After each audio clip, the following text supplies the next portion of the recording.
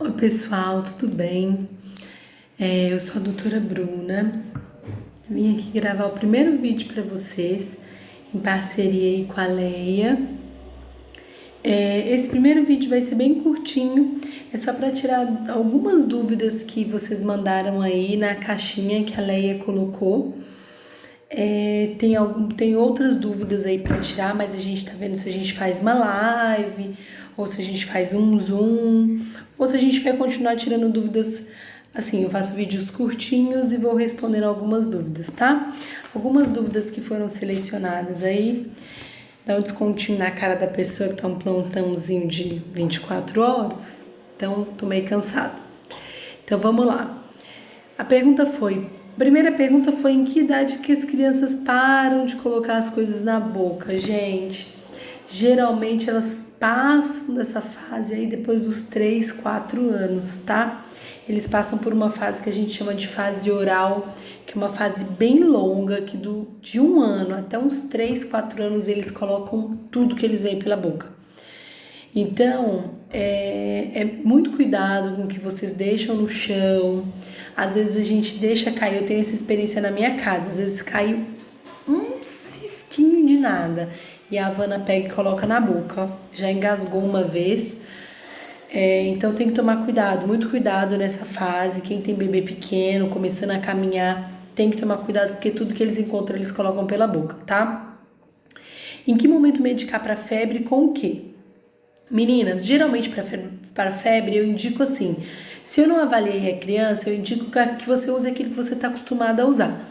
Então, teu filho já usou paracetamol? Ótimo. Não tem alergia? Ótimo. Então, é isso que você vai usar. Já usou dipirona? Não tem alergia? Então, é isso que você vai usar. Como que a gente usa esses em gotas? Geralmente, uma gota por quilo. E o que eu indico sempre? Medicou para febre, a criança está com febre, quando é quando é o momento de você medicar? Quando você coloca o termômetro e no termômetro aparece acima de 37,7, tá? Acima de 37,7 é o momento que você tem que medicar. Medicou, não basta só medicar. Tá? Porque o que acontece? Qual é a queixa de muitas mães? Ah, doutora, eu mediquei, mas nessa próxima 1 hora a febre subiu muito. Vai subir. Porque a medicação que você fez é via oral, até ela chegar no estômago e ser metabolizada, isso leva um tempo. E durante esse tempo a febre continua subindo. Então o que é importante? Vai medicar para febre? Medica para febre, coloca num banho. Também foi uma das perguntas que se o banho para febre tem que ser com água morna ou com água em temperatura ambiente normal, ou seja, fria. Então, a gente indica sempre o que? Uma água morna, assim, só para quebrar o gelo, para você não colocar o bebê numa água gelada. Mas aquela água morninha, assim, sabe? Quase fria, uma morninha bem para fria. E aí é assim, medicou, banho, pelo menos 30 minutos para controlar a temperatura. Depois de 30 minutos, você vai colocar a fraldinha ou vai colocar, se usa calcinha, cueca, vai colocar a roupinha leve e vai observar. A cada 10, 15 minutos vai verificar se a temperatura está baixando, tá? Em caso da temperatura não estar baixando, aí nos próximos 30 minutos não baixou nada, pelo contrário, aumentou. Volta para o banho. O que você não pode é dar outra medicação num período menor que 3 horas, tá bom?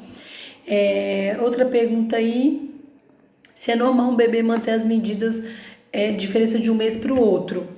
Gente, normal, tá? As crianças oscilam aí, tem mês que elas crescem mais, ganham mais peso, tem mês que a criança tá um pouco mais estacionada, então é por isso que o gráfico aí de crescimento e desenvolvimento é um gráfico bem amplo, assim, aceitável das medidas, porque a criança varia, não é uma coisa que é via de regra.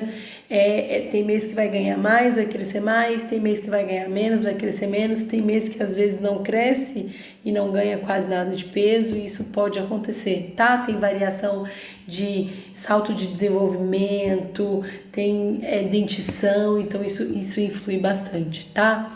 Uma mãe perguntou se parto dói muito. Gente, meu parto foi cesárea, por uma questão médica mesmo. Eu tenho uma pelve que a gente chama de androide, que é uma pelve assim, ó, que tem muito mais dificuldade na dilatação. Então, meu parto foi cesariana. Não cheguei a entrar em trabalho de parto, mas pelo que a literatura fala, que dói, tá? Que é uma dor mais forte aí do que, por exemplo, quebrar mais de 20 ossos do corpo. Então, pelo que a literatura diz, dói. Uma criança de 3 a 6 anos. A pergunta aqui foi: com 14 anos se passa no pediatra ainda? Gente, depende muito do serviço, tá? Tem lugares que eu trabalho que atende até 15 anos no pediatra via ambulatório, mas pronto-socorro não. Pronto-socorro, a maioria das crianças dos pronto-socorros no geral atende até 13 anos, tá?